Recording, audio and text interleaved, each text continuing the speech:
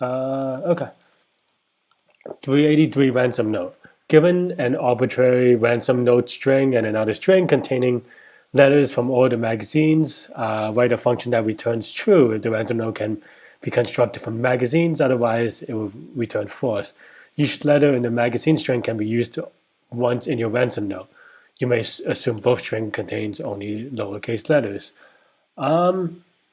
Okay, I mean, this looks pretty straightforward. It's just, yeah, whether in some way there's the ransom note only contains, or sorry, the magazine contains all the letters of the ransom note. So I think you can, and it only contains lowercase letters. I assume it only contains lowercase Latin letters. Otherwise, it's a little annoying. I mean, it's not that much harder, but all right. So let's just, and you could do this by just counting the occurrence of each character, right? So I think this should be straightforward. Let's do something like this. And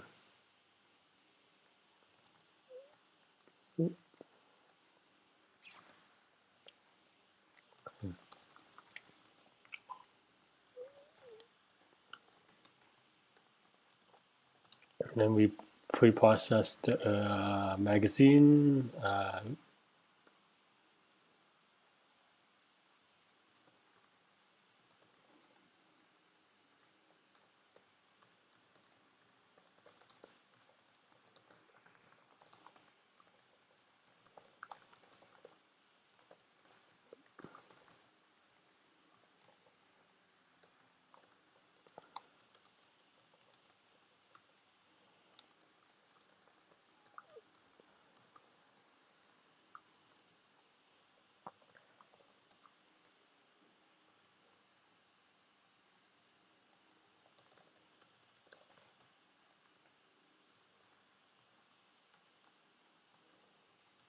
And then now, now you have the number of counts of each letter is in the magazine. Now you can just see if the ransom note is underneath, or like, yeah, has fewer than that number for each one. So,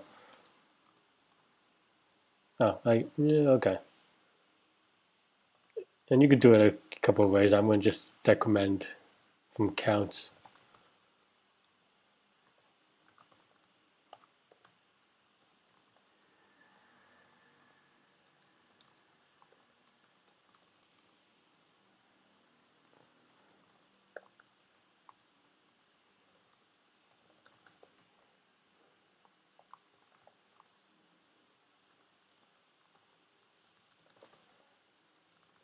Okay.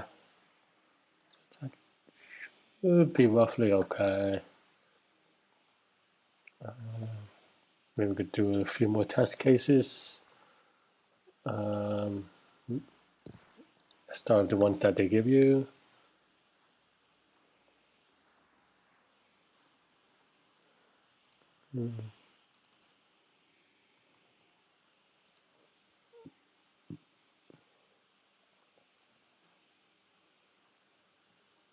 And I think just some edge cases with like empty strings and stuff like that. Though in this case, I don't think I had to do anything that different. Yeah.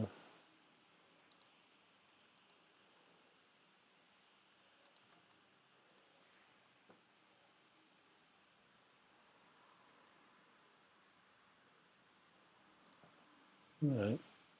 Let's submit it. And if okay, cool. Yeah. So yeah, I mean, I think this is a very straightforward, easy problem. It's just there are a couple of other ways to maybe sort it. I kind of throw in the buckets to sort it to solve it. One of them may be just sorting it and then kind of count things off that way. That way, I mean, obviously it's n log n, but then and you don't use any additional memory. Don't for a fixed alphabet, it doesn't really. It's not that much fixed memory. Yeah, I mean, I think this is easier, and I think as an interviewee, yeah, an interviewee, I mean, just kind of so how I done it.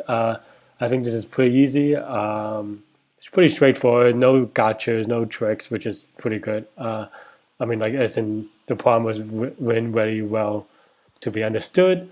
As for as an interviewer, I think probably this problem is a little too easy. Other than as a very basic filter to make sure that the person you're interviewing can actually do code.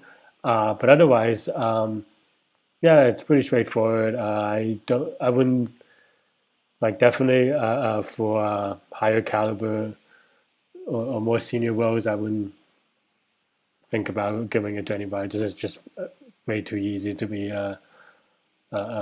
used in an interview, I think.